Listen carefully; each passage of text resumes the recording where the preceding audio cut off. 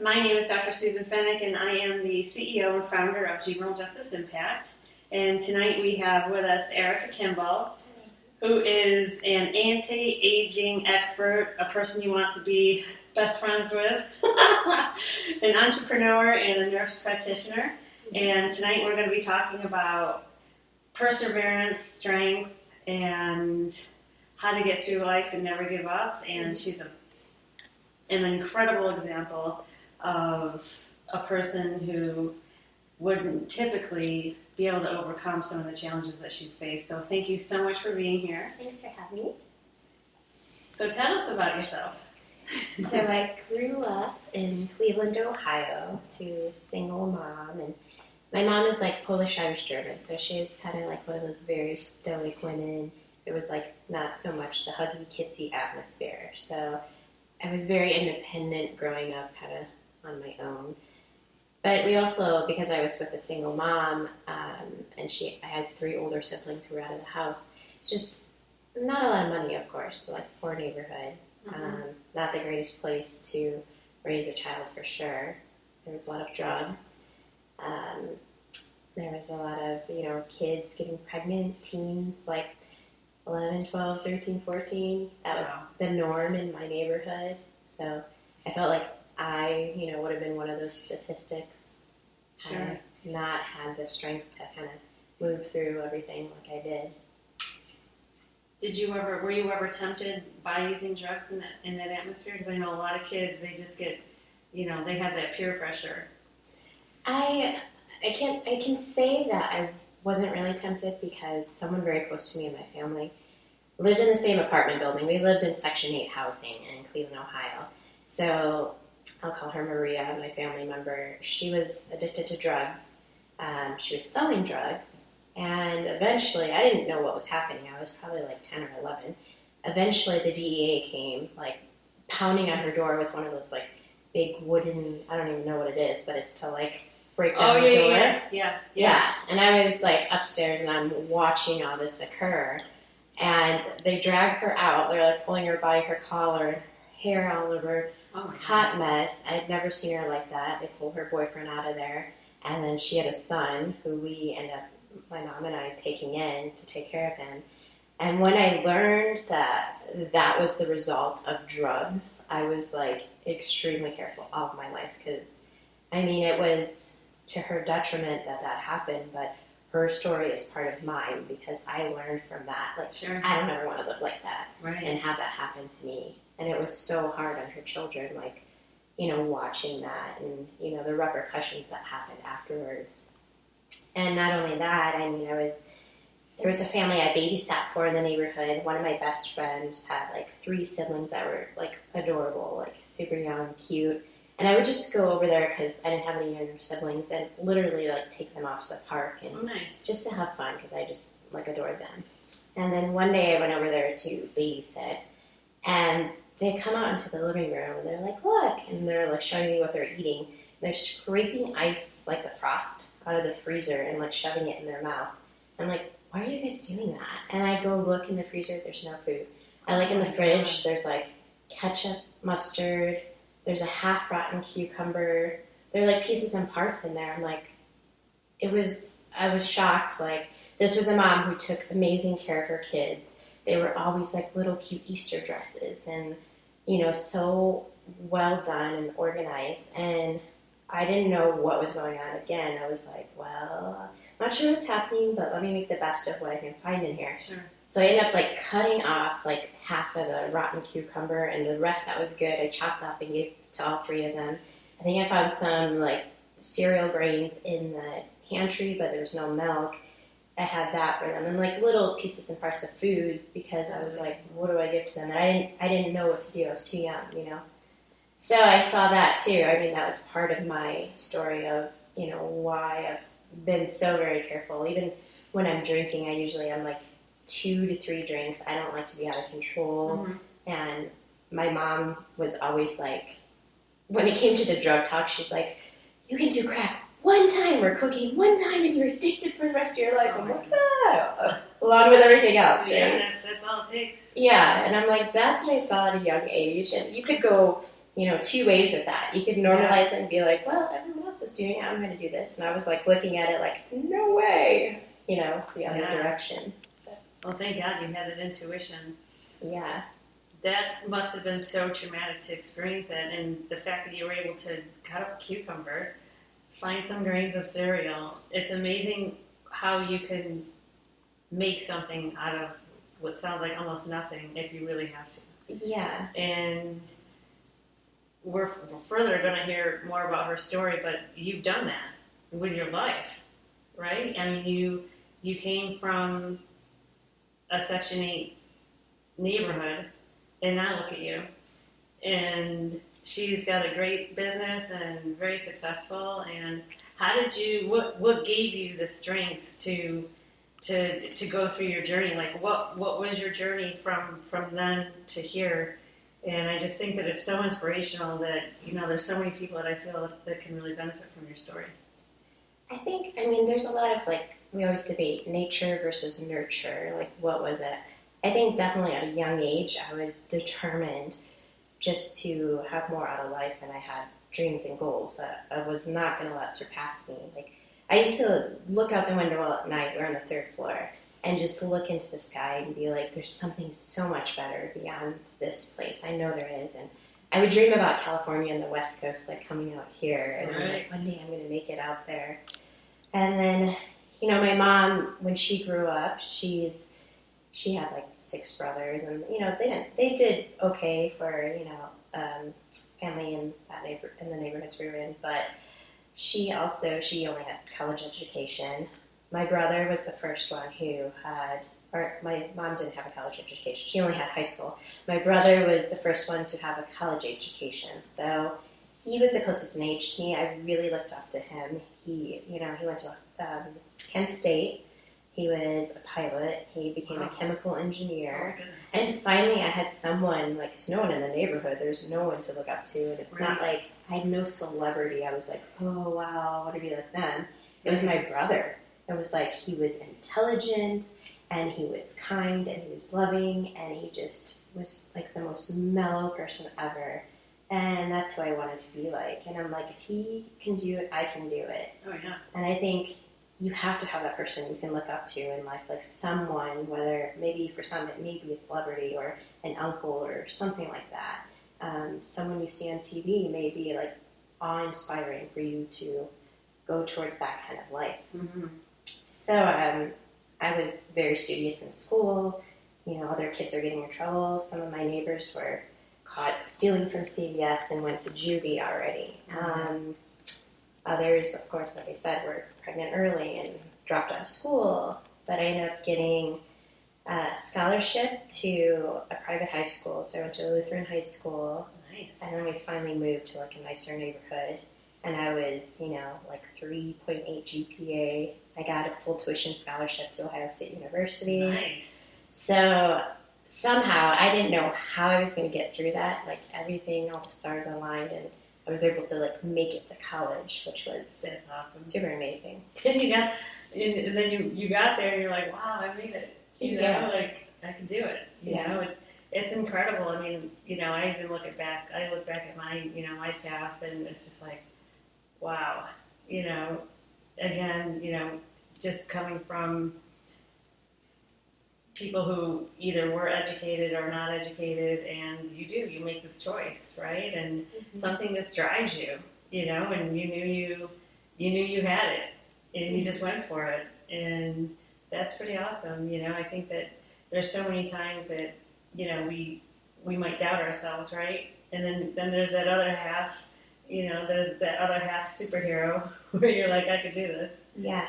And I think too, especially for kids out there who are living in that same situation, maybe you are coming from a family who your mother's a drug addict, or your parents aren't there, you have no help, no support. It's easy to go into gangs, drugs, whatever it is, and lose the life that you could have. I think the harder route, but the more long-term satisfaction and the stronger route would be actually avoiding those things that seem popular to do and going towards those things the route less traveled. Like having the strength to say, no, I'm not going to do that. Yeah, it's cool to join the gang. Yeah, it may be easy to join the gang. But the more powerful person is actually the person who goes against the grain. So that's like the biggest advice I would have for someone in that same situation, that find that strength inside of you, go against the grain, and like find your dreams and work towards them. Because you don't have to be in that situation. It's your choices.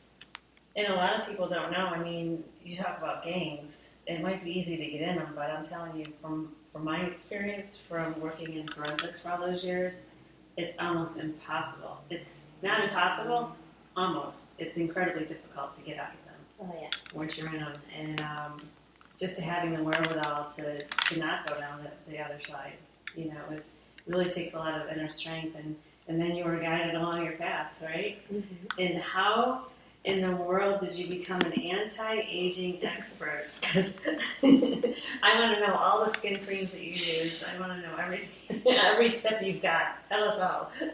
Actually, it happened so randomly, I feel like. So I started out, I became a nurse, graduated with my bachelor's, and I was working in neonatal intensive care unit. So right, I love babies. Like yeah. I said, when I was, a kid, I even loved kids. I'm like, they're so adorable. But working in that unit was so stressful. And I think the first time I had a baby pass away on me, I was like, this is not my career. This is just not meant for me. Like, it was time to move on. So I applied to go back to school for my master's. And then I ended up getting another scholarship for a year of study. Nice. And it had already started some of my studies and got a lot of the extracurriculars or the other classes out of the way. So I had all this time, and they wanted me to be full-time for the scholarship. And I'm like, well, what else can I do? Like, I have to have full-time classes. So I ended up doing a second master's in journalism and communications.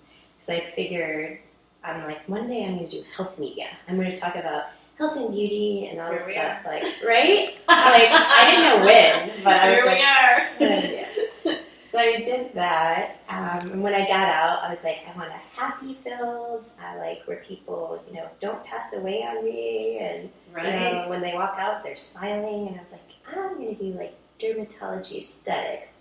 So that's what I started out in. And then within derm, I started aesthetics and then wellness. And 14 years of like doing all that and learning more and more. And like, this is the field I definitely love. It's a lot of fun.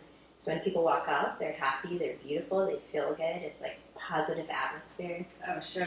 There's nothing better than that feeling when you're leaving a spa. Your face feels brand new. Yes. You've got skincare line that actually is nourishing to your skin, and you know exactly what to give a person based on their skin tones and skin types. And I've been there, and it's like a miracle workshop. It's fun. I mean, after being in derm for a while, I was like, what else can I do? My brain's like always going. I am ADD, so sometimes I'm like a mile a minute in my brain, but quiet on the outside. But I'm always thinking. So I was like, I think now I've like tried every skincare product out there for free because they like would bring them in, right. and I'd be like, a little of this, a little of that, and I was like, I'm like, I'm going to make my own. So probably about 4 or 5 years ago, I started my own skincare line because I was like, I'm going to make it more affordable, but with super great ingredients that everyone can have access to it. Like, because I had a lot of patients who are like veterans and Medicare even, and they're like, well, we want to look good too, but we can't afford these products. So. They are. They can be very, very expensive. Even when you go to Walgreens and CVS, some of the lotions and potions they have there are locked up because they're so expensive. Yes. I'm like, all right, I'll take that eye cream. Maybe it's locked up for a reason. Maybe I should be. But so what's the best advice that you would give a youth? To never give up. Never give up. Stay true to your morals and values, what you feel inside, right? Mm-hmm. Don't go with what you're seeing around you. Like, tune everything else out and really feel and know like who you are and who you want to be, and set that path for yourself and do not veer from it. It is. It's and that's not easy. We could sit here and be like, oh, stick with your goals, all right. but just to have the inner strength, and I look back at my education, and I just initially I couldn't even believe I was even applied for going for the associate degree back then, and then get to the bachelor's, and I was like, oh my goodness, because I just didn't think I could do it. I had a guidance counselor who told me I would never go to college, so I believed him. So I was like, oh, I don't know if I'm meant to be here. He said I couldn't go, and that's someone that you're supposed to be able to look up to, and someone who's supposed to be a mentor is like your guidance counselor, right? And when he's like, no, Susan, you're not going to college, and I was like, oh, okay. So every time because they were all taking the SATs, and I was like, geez, should I be taking this test? I didn't even know what it was called back then. I'm like, should I be taking this test that like everyone's taking? And he's like, no. I'm like, oh. Okay, so every time I went to like the associate's, bachelor's, master's, postgrad, every time I went, I kept thinking about him saying that I couldn't do it, but I was just like, I can, I think I can because I'm doing it, right? And so I was always self-doubting myself because I am. Isn't it crazy how like that one person? But it motivated you to do the opposite. Yeah. Hey, let's look what I can do. Yeah, and it's just my advice is always to never underestimate what you tell a person. Because look at that. He told me that when I was, a senior in high school. That's when they're taking all these tests, right? Or 11th grade. And it stuck with me my entire life. Every single day I thought of that. Him saying that to me. So think about how important it is to really recognize what you're saying to someone and how it's going to have an effect on them, whether it's your best friend, your family, friends, anyone you're working with, just a random person at the grocery store, and it really does, it does impact their life, so the fact that you're so inspiring and you have a voice, and I know that you said that you've spoken to youth in the past, and I'm sure that that is going to stay. There's always like that one seed, I call it planting seeds, and you plant this one seed, and it might not, say you were speaking to a youth, I don't know, say it was last week or whatever, and you're giving them an inspirational, having an inspirational conversation, telling them never to give up, and, it might not be the next day or the next week or the next month, or maybe not even the next year. It might just be, oh, wow. I remember Erika told me this, and it's planting seeds. And sometimes not all of them grow, but that one that's meant to grow does within a person. And, I look back at the people that have inspired me and people that maybe not have, and it goes both ways. Being told you couldn't do something, I think I can. It's just incredible how you could think about something a person said your whole life, and it can be motivating. Yeah, and then you were motivated kind of in the opposite way by having all of these challenges, and you stuck with it. I think that's just incredible. It really is, and I mean, you look at all of our friends that we're so close with, we all have a story, and everyone has a story. And you look at, if you look at some of all of our backgrounds, they're similar in a way because we've overcome so much, and clearly nothing was handed to us.